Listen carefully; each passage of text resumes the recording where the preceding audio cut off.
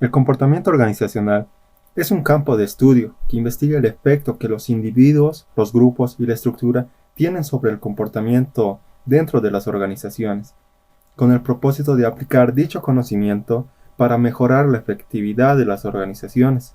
Podríamos decir que el comportamiento organizacional se ocupa del estudio de lo que hacen las personas en una organización y de cómo afecta su comportamiento al desempeño. El comportamiento organizacional tiene 4 objetivos o metas. Una es la de describir cómo se comportan las personas en condiciones distintas. Otra es de comprender por qué las personas se comportan como lo hacen. Otra es de predecir el comportamiento futuro de los empleados. Y por último, controlar, al menos parcialmente, las actividades humanas en el trabajo. El modelo del comportamiento organizacional consta de variables dependientes y variables independientes. Las variables dependientes son los factores que se quiere explicar o predecir, como la productividad, el ausentismo, la rotación o la satisfacción laboral. El comportamiento organizacional trata de mejorar estas variables que se vean afectadas por las variables independientes, que pueden ser de nivel individual, nivel grupal o nivel organizacional. A nivel individual, el comportamiento organizacional trata temas como la personalidad, que es importante porque da forma a nuestro comportamiento. La personalidad es un conjunto de características que definen a una persona y da lugar a la forma en que se relaciona con otras personas. Las organizaciones usualmente usan pruebas de personalidad en las decisiones de contratación. Los valores son creencias que tiene una persona de lo que es correcto o incorrecto. Es probable que el desempeño y la satisfacción de los trabajadores sean mayores si sus valores se ajustan bien a la empresa. La percepción es el significado que las personas le dan a su entorno. Es importante en el estudio del comportamiento organizacional porque el comportamiento de las personas se basa en la percepción de lo que es la realidad y no en la realidad en sí. La motivación es aquello que impulsa a las personas a alcanzar las metas de la organización, condicionada por la capacidad de satisfacer alguna necesidad individual.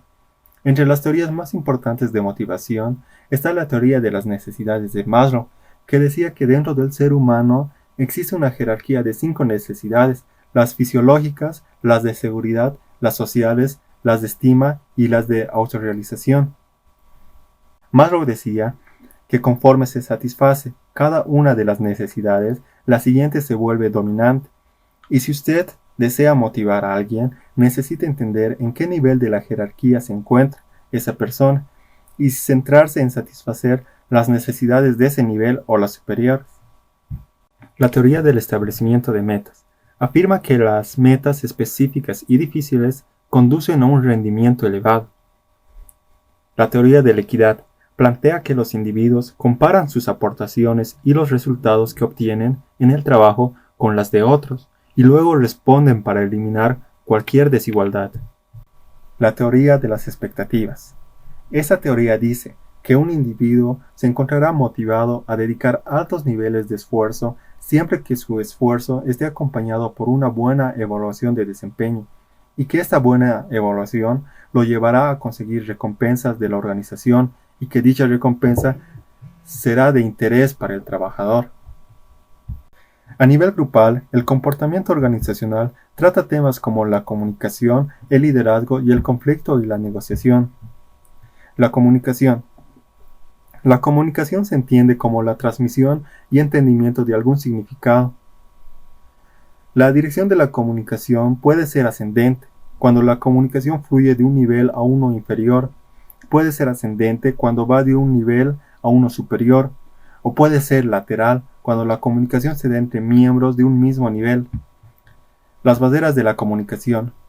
Estas pueden ser personales, causadas por malos hábitos de escuchar o cuando se ven influenciadas por las emociones. Pueden ser semánticas, por diferentes idiomas o por la utilización de distintos modismos. Pueden ser físicos, causadas por el ruido o la distancia. Otras barreras de la comunicación pueden ser el filtrado, cuando el emisor manipula de cierta manera la información para que ésta sea más favorable. la percepción selectiva, cuando los receptores escuchan de una manera selectiva, la sobrecarga de información, cuando la información sobrepasa la capacidad de procesamiento de la persona. El liderazgo. Existen muchas teorías de liderazgo. Aún hoy los investigadores no se ponen de acuerdo sobre este tema. En lo que sí existe un acuerdo es en que el liderazgo está directamente relacionado con la influencia. Por lo tanto, podemos decir que el liderazgo es la capacidad de influir en un grupo para que logren sus metas trazadas. El liderazgo ha dado lugar a muchas investigaciones, especialmente en el último siglo. Entre las más importantes están las teorías basadas en las características. Esta teoría busca identificar ciertas características que diferencian a los líderes de los que no lo son, y suponía que los líderes nacían con estas características, por lo tanto no podían ser aprendidas. Esta teoría no es muy aceptada, ya que si bien algunas características incrementan la probabilidad de triunfar como líder, ninguna de estas garantiza el éxito. Teorías basadas en el comportamiento. Estas teorías proponen que son los comportamientos específicos los que diferencian a los líderes de los que no lo son. Las teorías basadas en el comportamiento creían que se puede capacitar a las personas para que sean líderes. Las universidades de Michigan y Ohio son las que más destacan en el estudio de la teoría del comportamiento e identifican dos dimensiones del comportamiento, una orientada a la producción y otra orientada al empleado. El líder orientado a los empleados hace énfasis en las relaciones interpersonales, donde prima el bienestar del empleado como base para mejorar el rendimiento.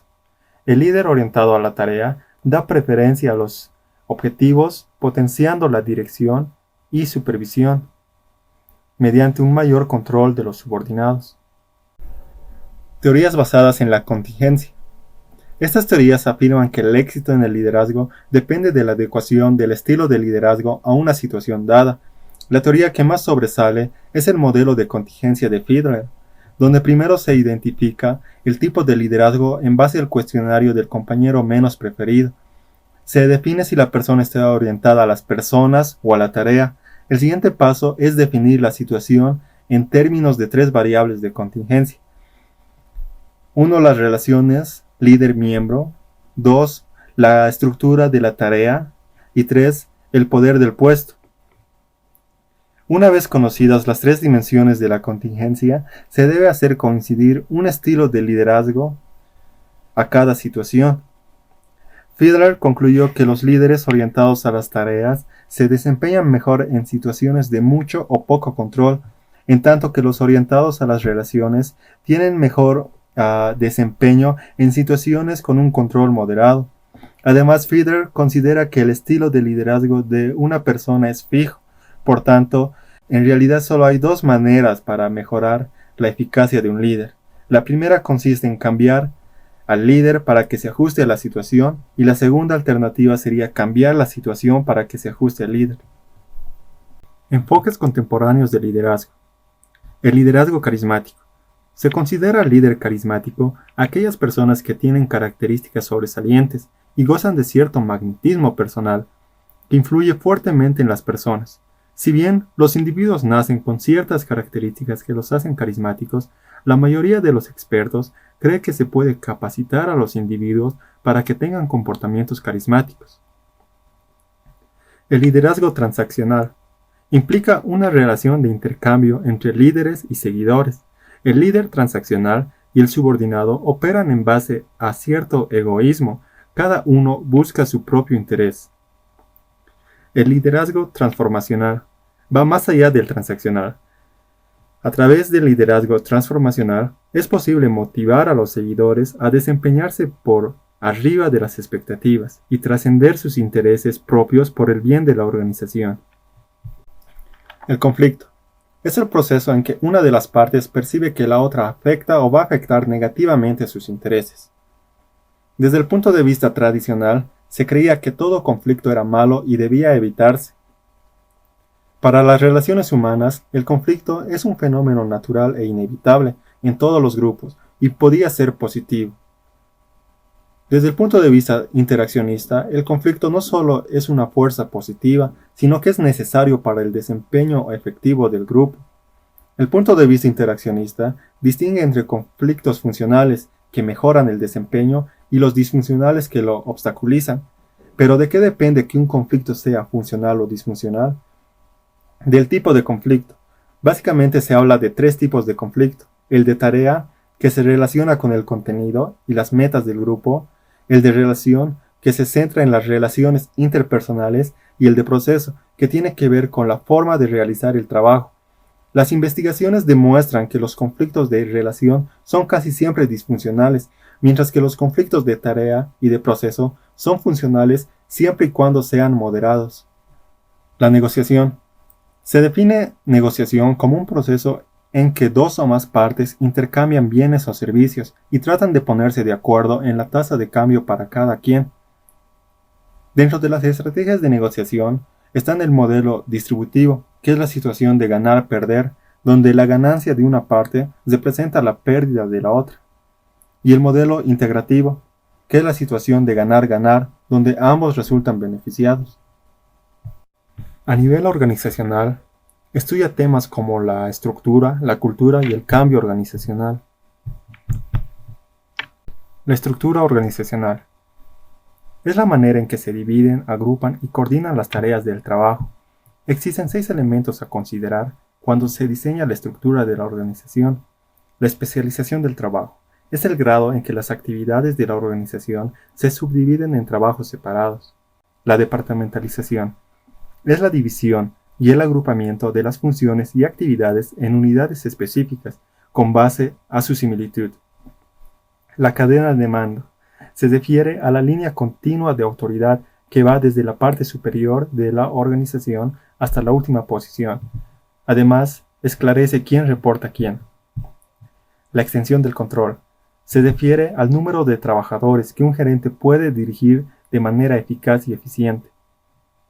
La centralización es el grado en que la toma de decisiones está concentrada en un punto de la organización, y la descentralización es la delegación de poder a niveles más bajos. La formalización. Este término se refiere al grado en que los puestos de una organización se encuentran estandarizados. Los diseños de las organizaciones pueden encontrarse entre diseños mecanicistas y diseños orgánicos.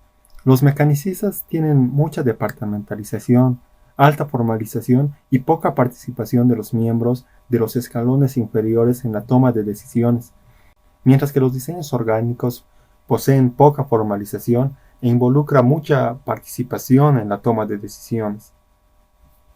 Hay que tomar en cuenta que no todas las personas prefieren la libertad y flexibilidad que los diseños orgánicos ofrecen. Algunas son más productivas y están más satisfechas cuando trabajan en estructuras mecanicistas. Por lo tanto, cualquier análisis del efecto de la estructura organizacional en el comportamiento debe considerar las diferencias individuales.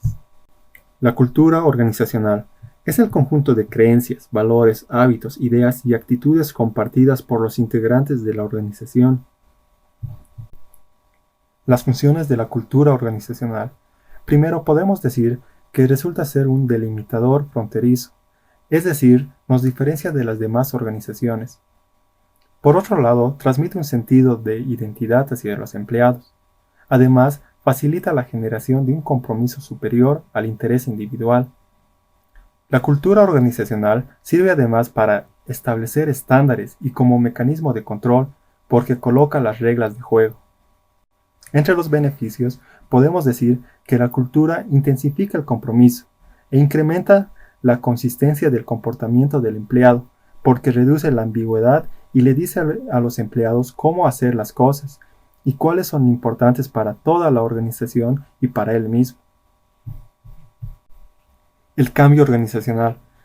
En la actualidad, ninguna organización está en un ambiente estable. Los ambientes dinámicos y cambiantes que enfrentan las organizaciones de hoy requieren adaptación y a veces respuestas rápidas y radicales. Entre algunas fuerzas de cambio podemos encontrar los cambios en la fuerza de trabajo, en la tecnología, en la economía, la competencia, las tendencias sociales y la globalización. Es por eso que las organizaciones deben preocuparse por implementar cambios planeados. La resistencia al cambio.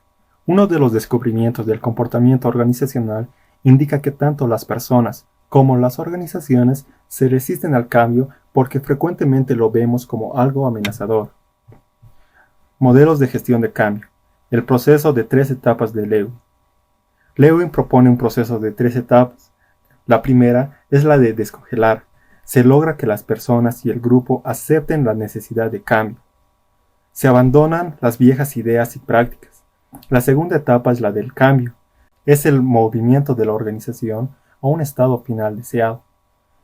La tercera etapa es la de congelar. Se estabiliza a la organización a un nuevo estado de equilibrio. Las nuevas ideas y prácticas son incorporadas en forma definitiva al comportamiento.